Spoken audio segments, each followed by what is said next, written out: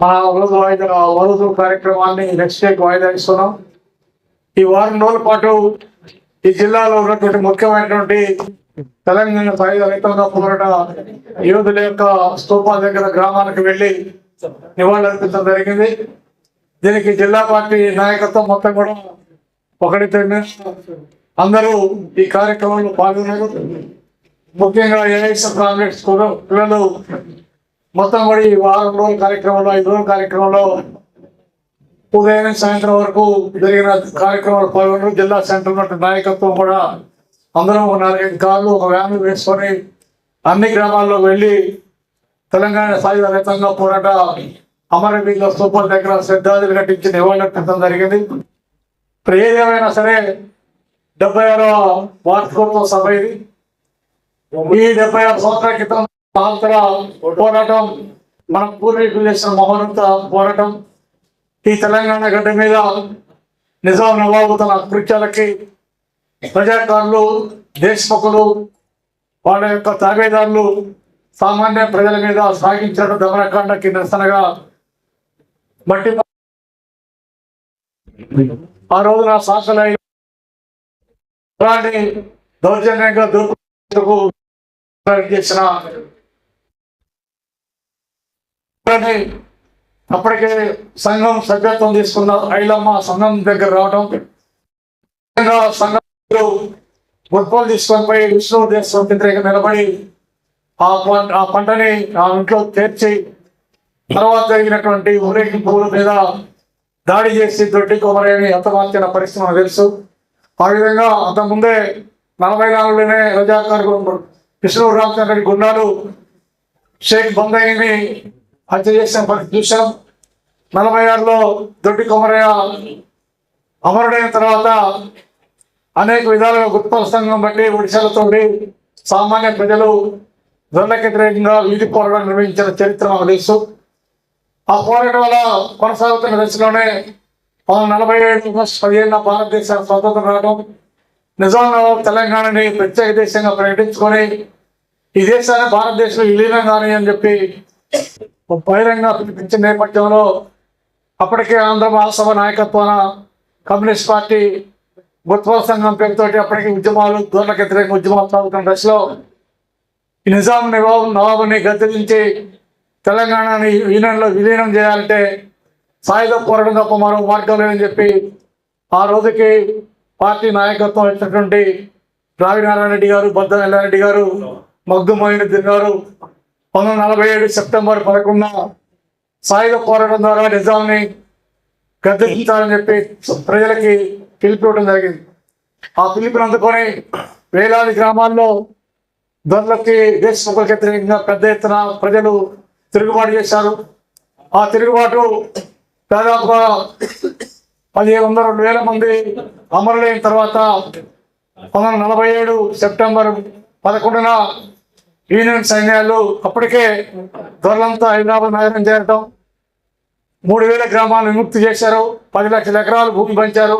గ్రామాలు మొత్తం communist party నాయకత్వాన సాయుధులైనటువంటి communist party దళాల మధ్యన పరిపాలన కొనసాగుతున్న నేపథ్యంలో హైదరాబాద్ చుట్టూ కూడా కమ్యూనిస్ట్ పార్టీ దళాలు చుట్టూ చేరి నిజాంని గద్దెదించే దశ వచ్చిన దశలో అప్పటి కేంద్ర ప్రభుత్వంతో రాజీ పడి అతని రాజభరణాలను ప్రకటించుకొని రహస్య ఒప్పందం కుదుర్చుకొని యూనియన్ సైన్యాలు, పటేల్ సైన్యాలు, అప్పుడు హోమ్ మినిస్టర్ పటేల్ సైన్యాలు తెలంగాణలోకి రావడం, వచ్చిన దశలో 4 రోజులు ప్రతిఘటన చేయకుండా 18వ తారీఖు చేతులు ఎత్తేసి విలీనం చేస్తామని చెప్పి ఒప్పందం చేసుకొని తనకి రాజభరణాన్ని ప్రకటించుకొని అనేక రాయితీలు ప్రకటించుకొని విలీనం చేసే పరిస్థితి చూశాం.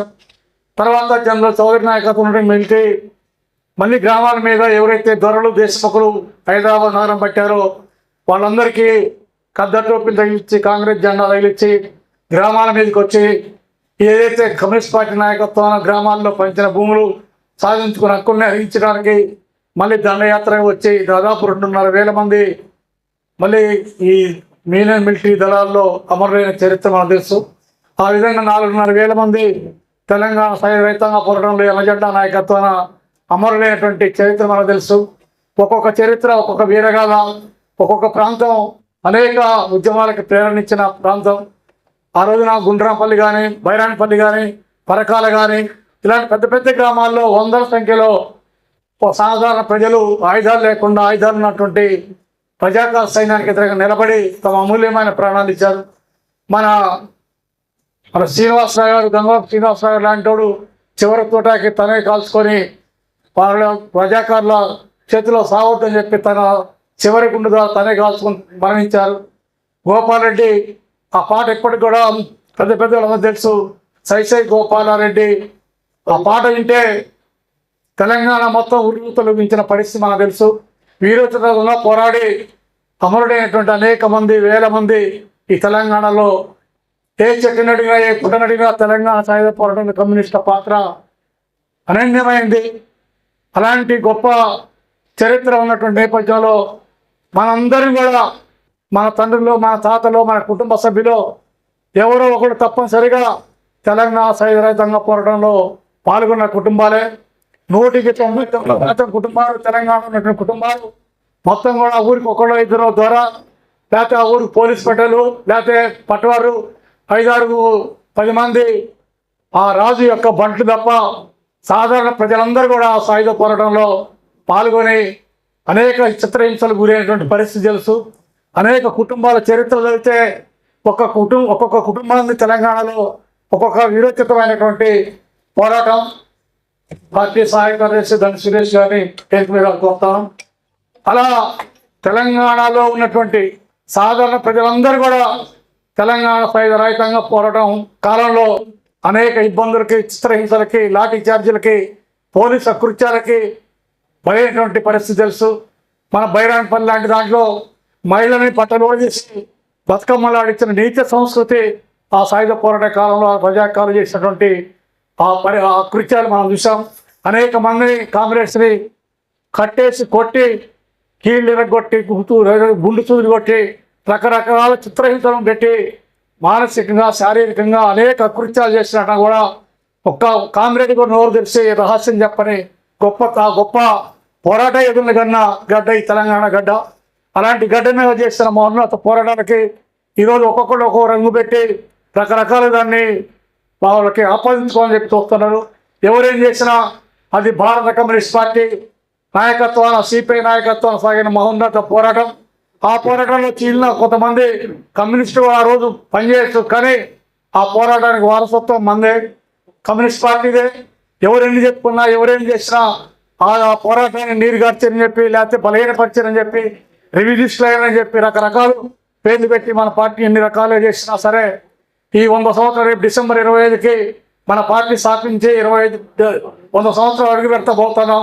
ఈ 100 సంవత్సరాల చరిత్రలో ఈ దేశంలో కమ్యూనిస్ట్ పార్టీ అనుసరించిన విధానమే సరైన విధానం అని చెప్పి అదే కమ్యూనిస్ట్ పార్టీ, భారత కమ్యూనిస్ట్ పార్టీ నాడు తెలంగాణ సాయుధ రైతాంగ పోరాటంలో ఏ స్టాండ్ అయితే తీసుకున్నారో ఆ స్టాండ్ కాదు సాయుధ పోరాటం ద్వారానే భారతదేశంలో విప్లవం వస్తుందని చెప్పి మార్క్సిస్ట్ పార్టీ జీలిపోయింది. 68లో ఎంఎల్ పార్టీ జీలింది. ఎంఎల్ పార్టీ అనేక గ్రూపులు ఏర్పడ్డాయి. ఇప్పటికో సాయుధ పోరాటం ద్వారానే భారతదేశ విప్లవం తీసుకొద్దని చెప్పి మావోయిస్ట్ పార్టీ చూసి ఇప్పటికి కూడా అడుగుల్లోనే తుపాకులు పట్టుకో పోరాటం చేస్తున్నారు. ఎవరేం చేసినా ఈ పోరాటం కమ్యూనిస్ట్ పార్టీ తీసుకున్నటువంటి సైద్ధాంతిక అవగాహనతో తీసుకున్న కార్యాచరణే సరైందని చెప్పి 50 సంవత్సరాల విప్లవోద్యమం కానీ, లేకపోతే 64లో చిన్నప్పుడు 60 సంవత్సరాల మార్క్సిస్ట్ పార్టీ కానీ ఎవరెన్ని మాటలు చెప్పినా ఈ చివరికి వచ్చింది మన దారిలోకి వచ్చారు, మనతో వచ్చారు. ఇవాళ చివరికి ఎంఎల్ పార్టీ లాంటి వాళ్ళు కూడా ఆయుధాలు కింద పడేసి పార్లమెంటరీ ప్రజాస్వామ్యం ద్వారానే ఇదే సోషలిజం నిర్మించడానికి కావాల్సిన కార్యాచరణని ప్రజాస్వామ్య పద్ధతిలో నడుపుతామని చెప్పి వచ్చి బహిరంగంగా కార్యాచరణ రూపొందుకున్న దశను మనం చూస్తూ ఉన్నాం. అందుకనే ఆ రోజు జరిగిన విప్లవ పోరాటం, సాయుధ రైతాంగ పోరాటం చేసుకున్న లైన్ కరెక్టే. విరమించింది కూడా ఇంకొంచెం ముందు విరమించుంటే బాగుండేదని చెప్పి కమ్యూనిస్ట్ పార్టీ భావిస్తూ ఉంది. ఎందుకంటే భారతదేశంలో తెలంగాణ ఏ రోజైతే విలీనమైందో అదే రోజు కనుక మన పార్టీ అగ్రనాయకులు రావినారాయణ రెడ్డి గారు కానీ, భద్రగల్లారెడ్డి గారు కానీ, చంద్రశేఖర్ గారు అనేక మంది మేధావులు ఈ పోరాటాన్ని విరమించి విలీనమైనటువంటి ప్రజలు కోరుకున్న కాబట్టి ఆ కోరిక తీరింది కాబట్టి ఆ కార్యాచరణ ముందుకు తీసుకుపోతే బాగుంటుందని చెప్పినా వినకుండా కొంతమంది ఈ పోరాటాన్ని ముందుకు తీస్తారు. ఆ విధంగా 2,500,000 మంది మామూలు నాయకులు కాకుండా ప్రజలందరి చేత కీర్తించబడ్డ నాయకులు ఈ కాలంలో చనిపోయారు. జనరల్ చౌదరి మిలిటరీ దాడుల్లో ఆ విధంగా కమ్యూనిస్ట్ పార్టీ తీసుకున్న లైన్ని ఈరోజు ఎవరేం చెప్పినా, ఎవరు విమోచన అన్నా, విలీనం అన్నా, విద్రోహం అన్నా, ఏదేం చెప్పినా తెలంగాణ భారతదేశంలో విలీనమైనటువంటి రోజు సెప్టెంబర్ 17, 1948. ఒక సంవత్సరం పాటు మనకి తెలంగాణకు భారతదేశం స్వాతంత్రం వచ్చినా మనకు స్వాతంత్రం రాలేదు. అలాంటి విలీనమైనటువంటి ఈ రోజుని అధికారికంగా జరపాలని చెప్పి కమ్యూనిస్ట్ పార్టీ ఆ రోజు నుంచి ఈరోజు డిమాండ్ చేస్తూ ఉన్న ప్రభుత్వాలు పక్కన పెడతా ఉన్నాయి. రాజకీయాలు అనేక రకాలుగా తిప్పి దాన్ని సొంతం చేసుకోవాలని ప్రయత్నం చేసిన అది కమ్యూనిస్ట్ పార్టీ నిర్ద్వందంగా కమ్యూనిస్ట్ పార్టీ నాయకత్వాన తెలంగాణ మట్టి ప్రజలు చేసిన మహోన్నత పోరాటం ప్రపంచ చరిత్ర విప్లవోద్యమ చరిత్రలో భూమి కోసం జరిగినటువంటి పోరాటాల్లో ఇంత గొప్ప పోరాటం, ఇంత మహత్తర పోరాటం మరొకటి లేదని చెప్పి విప్లవాల కోసం, సోషలిస్టు విప్లవం కోసం అనేక దేశాల్లో విప్లవ పోరాటాలు జరిగినాయి. కానీ భూమి కోసం జరిగినటువంటి మహోన్నత పోరాటం తెలంగాణ సాయుధరహితంగా పోరాటం. ఆ పోరాటంలో పాల్గొన్నటువంటి అనేక కుటుంబాల నుంచి ఇప్పటికి కూడా కమ్యూనిస్ట్ ఉద్యమాల్లో కమ్యూనిస్ట్ పార్టీలో క్రియాశీలంగా పాల్గొంటా ఉన్నాం. ఆ వారసత్వాన్ని ముందు తీసుకోవడం, ఆ వారసత్వాన్ని ముందు తీసుకోవడం ద్వారానే 100 సంవత్సరాల కమ్యూనిస్ట్ ఉద్యమం ఈ భారతదేశంలో మరి ఎదగడానికి ఎదగలేకపోయినా చేయాల్సిన విరోధ పోరాటం చేయలేకపోయినా పేద ప్రజల కోసం, కష్టజీవుల కోసం, కార్మికుల కోసం నిలబడేటువంటి ఏకైక పార్టీ భారతదేశం 100 సంవత్సరాలు గల చరిత్ర కలిగినటువంటి ఏకైక పార్టీ భారత కమ్యూనిస్ట్ పార్టీ మాత్రమే. ఈ దేశంలో ఏ పార్టీ కూడా 100 సంవత్సరాల చరిత్ర లేదు. మనకంటే ముందు కాంగ్రెస్ పార్టీ పుట్టవచ్చు, కానీ కాంగ్రెస్ పార్టీ కూడా అనేక పేర్లు మార్చుకొని ఈ రోజున ఇందిరా కాంగ్రెస్ పేరుతో ఉన్నది. కానీ భారత కమ్యూనిస్ట్ పార్టీ 25 డిసెంబర్ 25న కాన్ఫరెన్స్ లో ఏదైతే భారత కమ్యూనిస్ట్ పార్టీ ఏర్పడదో ఆ రోజు నుంచి ఈ రోజు వరకు 100 సంవత్సరాలైనా సరే ఇదే గుర్తు మీద, ఇదే జెండా మీద, ఇదే పేరుతోటి ఈ దేశంలో కార్యక్రమాన్ని నిర్వహిస్తున్నటువంటి ఏకైక పార్టీ భారత కమ్యూనిస్ట్ పార్టీ మాత్రమే. అందుకు సగర్వంగా ఫీల్ అవుతాం. రేపు డిసెంబర్ 25న జరిగే 100 సంవత్సరాల భారత కమ్యూనిస్ట్ పార్టీ చరిత్రలో మనం నాయకులుగా, కార్యకర్తలుగా, సభ్యులుగా ఉన్నట్టు మనం సుగర్వంగా ఫీల్ అవుతాం. మన వారసులు ఇచ్చినటువంటి అనన్య త్యాగాలు, అనన్య పోరాటాలకి వారసులుగా మనం నిలబడి ఉద్యమాన్ని బలోపేతం చేద్దామని చెప్పి తెలియజేసుకుంటూ ఈ కార్యక్రమ పాల్గొని అందరికీ ముందుగా స్వాగతం పలుకుతా. ఈ కార్యక్రమాన్ని ఉద్దేశించి భారత కమ్యూనిస్ట్ పార్టీ జాతీయ సభ్యులు కామ్రేడ్ హేమంత్ రావుని మాట్లాడుతూ కోరుతాం.